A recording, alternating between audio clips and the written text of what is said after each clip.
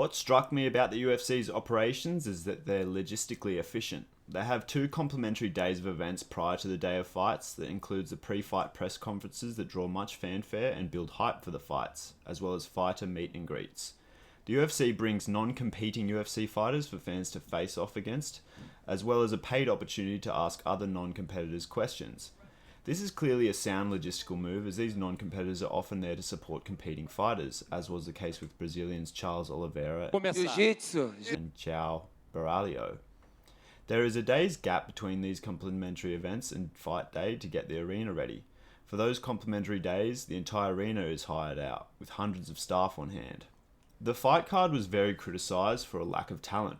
The third highest fight in the card featured an Australian fighter coming off a much maligned unanimous decision loss with a 7-win, 4-loss MMA record who got knocked out within 40 seconds, while the fourth highest fight featured an Australian fighter coming off 3 losses and a draw. He drew again at UFC 312. It's clear that the UFC struggled to lure higher profile fighters to compete at the event. Main card headliner Sean Strickland stated that it's because of the punishing tax the fighters have to pay out of their purse. Featherweight champion Alex Volkanovski was at the fan Q&A and lives 1.5 hours away from Sydney, while a championship competitor in his weight class in Diego Lopez, who has called out Volkanovski recently for a fight, was at the fan meet and greet. Israel Adesanya from New Zealand was at the fights, but he was allocated to fight a Frenchman in Saudi Arabia the previous weekend. Fan favourite Tai Tuivasa was at the fan Q&As. Tai, who's next? I got to go to the gym first. So the UFC must be failing to coerce him into training for a large event like the Sydney pay-per-view, which required fans to spend $60 Aussie to watch the main card, which features the top 6 fights. Attending the fights was expensive. $630 at the very minimum to sit with someone you know per ticket around the time the tickets were first released. The event hauled in $7.7 million in ticket sales according to UFC President Dana White, but there's no mention of a sellout. Seats in the VIP section close to the cage looked at about 60% capacity. I've reported previously about the abuse and neglect commonplace in many Sydney region combat sports gyms.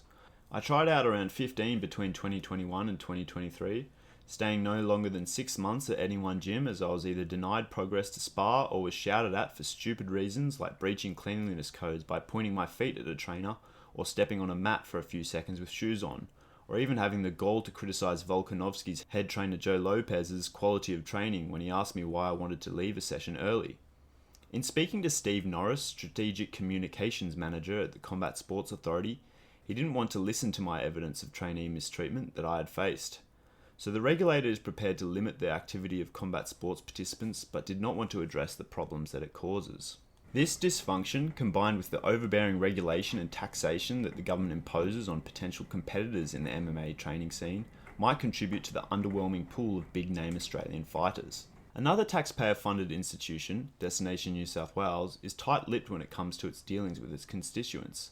Despite spending $265 million of our money in the 2023 financial year, and barely recouping $200 million of those dollars. Having spoken to 3 staffers, none of them could reveal how much taxpayer money Destination New South Wales had given to the UFC for it to come to Sydney. Media reports state it's $5.5 million per UFC event. The staffer told me to go through the proper channels to find answers by being part of a media corps. This poor customer service would be tolerable if New South Wales citizens could easily engage with a competing service for where their hard-earned money is going. But the New South Wales government has a monopoly on this pseudo-business, punishable by theft through fines or imprisonment if the tax isn't paid. In this sense, the UFC grifted off the New South Wales taxpayer, as there is a perception that the tax is going to good causes. But shouldn't individuals retain their wealth and decide where it goes themselves?